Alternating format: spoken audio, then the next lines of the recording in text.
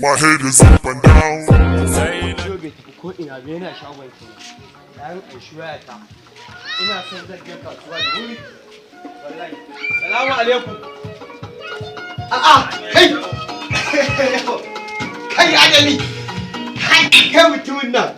Wanda ma haka wai ka ke jin nishadi a wajen nan kuka fara harkar cajin nan. To ai wannan gashi na fara gwangwajewa. Ya ke salamu alaikum. Wayannan zaka ban wallahi ina dan sauri zan shiga kasuwa. Wannan irin dan chatting da ake irin su Facebook irin su Twitter din nan su Tugo din nan wannan kuma yake ringa kyara ita ko ba ka ba. To shikenan. Da Allah ka yabo. Adali kar ka cuce shi. Gobar akai gagaruma kuma iyawar ka ci ko ta gone a wurin nan. Automat duk wayoyin cikin wajen nan a ce an yi gobara iya waya ta ce ko ta kone a wajen nan. To da sai irin zulmin da ka aikata. Kai Allah yau sai na bambance ma Annabi Isa ba dan Allah bane in ba sai an biya ni ba Rabbil Izzati ya kai ni aljanna. Allah sai an biya ni. Dan hasara ne waya sama da 30 a wajen nan ka ce iya waya ta ce ta kone to wallahi ba zan hakura ba. Ko me za a yi sai dai ai. Na rike da Allah ko me za a yi sai dai ai.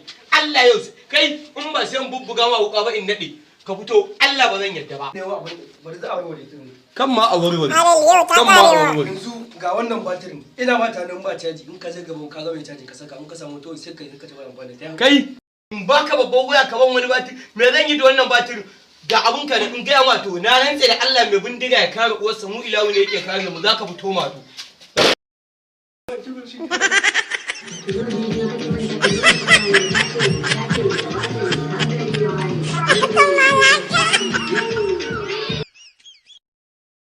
Oh, no, no, no, no.